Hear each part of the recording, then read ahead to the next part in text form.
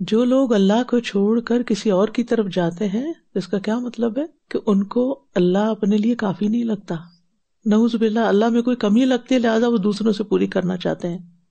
اور انبیاء کا مقصد کیا رہا ہے کہ لوگوں کو اللہ کے علاوہ سب سے بے نیاز کر دیں اور لوگ اللہ کے کافی ہونے کو اپنے ایمان کا حصہ بنا لیں. اور جس کے لیے اللہ کافی ہو جاتا ہے وہ کسی اور سے ڈرتا نہیں، کسی اور سے امیدیں وابستہ نہیں کرتا، کیونکہ اسے معلوم ہے کہ ساری مصیبتیں دور بھی اللہ نے کرنی ہے اور ساری رحمت بھی اللہ ہی کی طرف سے آئے گی. اور اللہ کے علاوہ کسی اور سے ڈرنے سے اللہ کی کفایت حاصل نہیں ہوتی. لہٰذا ضروری ہے کہ ہم اللہ تعالیٰ کے ساتھ اپنا تعلق درست کریں تو اللہ تعالیٰ ہمارے لیے اور مخلوقات کے معاملات کے لیے کافی ہو جائے گا. جو اللہ سے جڑ جاتا ہے، اللہ کی فکر میں لگ جاتا ہے، اللہ اسے ہر ایک سے بے نیاز کر دیتا ہے. تو بندگی کا حق ہی ادا نہیں ہو سکتا جب تک آپ اللہ سبحانہ وتعالیٰ کو اپنے لیے کافی نہ سمجھیں. خیر کو پہنچانے میں، شر کو دور کرنے میں بھی صرف وہی کافی ہے.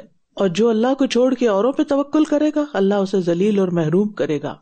اور یہ کفایت جو ہے یہ عبودیت کے مطابق ہوگی. جتنی زیادہ آپ کی اللہ تعالیٰ پر ڈپینڈنسی بڑھے گی، اطاعت بڑھے گی، اسی درجے کی آپ کو کفایت نصیب ہوگی. اور اس کو حاصل کرنے کے لیے اللہ تعالیٰ کے اسماء و صفات کا علم حاصل کریں. جب آپ اللہ کو پہچان لیں گے نا تو بس اس کو کافی سمجھیں گے، پھر غیر اللہ کی طرف نظر بھی نہیں جائے گی، کیونکہ غیر اللہ میں تو وہ صفات ہیں ہی نہیں.